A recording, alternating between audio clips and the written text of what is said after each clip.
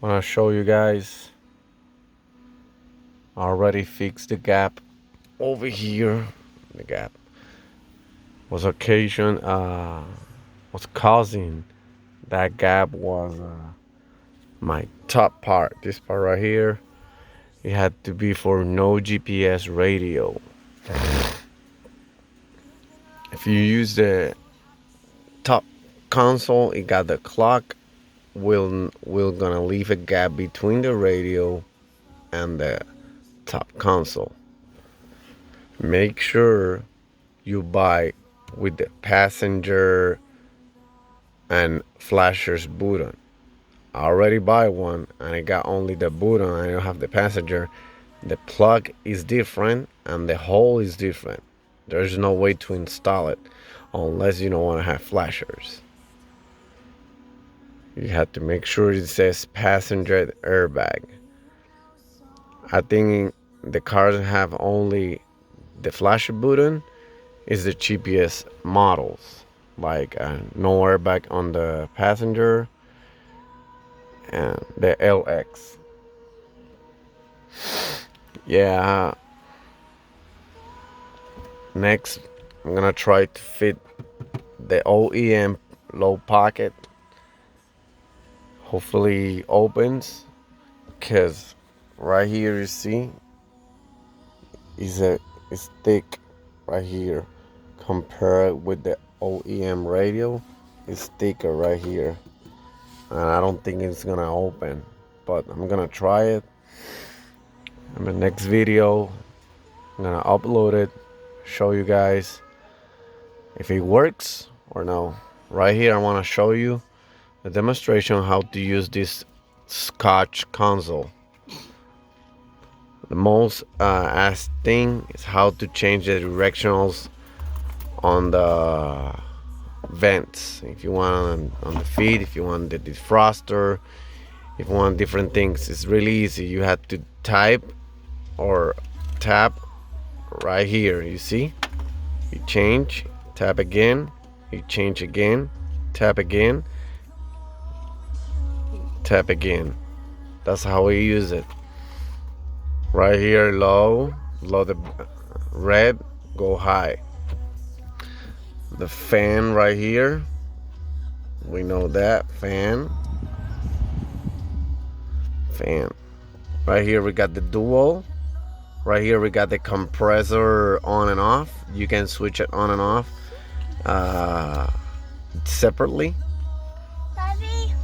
Defrosters back and forward. Daddy. The auto option and the menu option. Right here, you touch it, you see that adapter settings, picture, volume, temperature units, if you want in Celsius, if you want Fahrenheit. Driver position means if you want the temperature that this display, this one, and this display on this side, that means driver position. Right now I got a left because it's a left driver. Picture settings, brightness, day and night. I got it automatic really because it changed automatic with the OEM eye on the top of the dash. Works automatic. Yeah, and that's it. Volume, I put a 0 really. I don't want any tick or whatever sounds makes. I want to show you guys something good in this particular console. Right here you see the Scotch logo. You push that logo 4 times. And it's gonna have you an installer menu. This is really good. Installer menu is turn on the car for do that.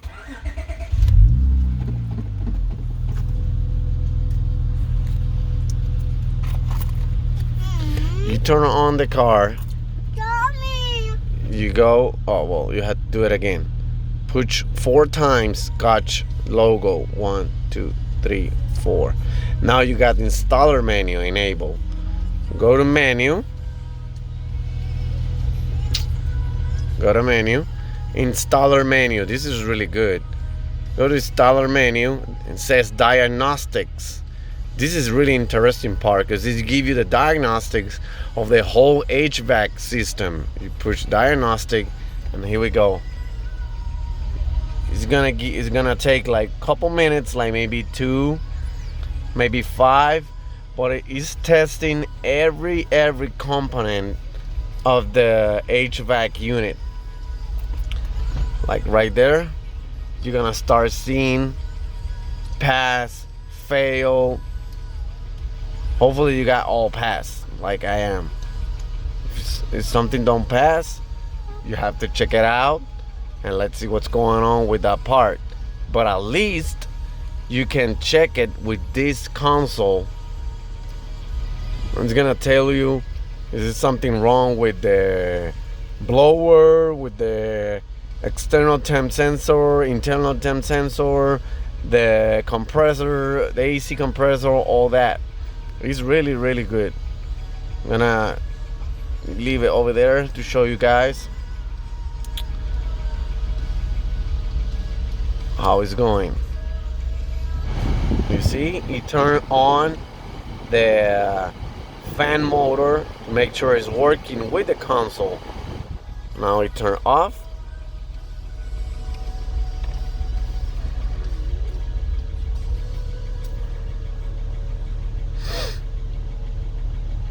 I got a little bit of rock knock. I've been, accelerating my J35 a couple times, and it's getting a little bit, but I don't care.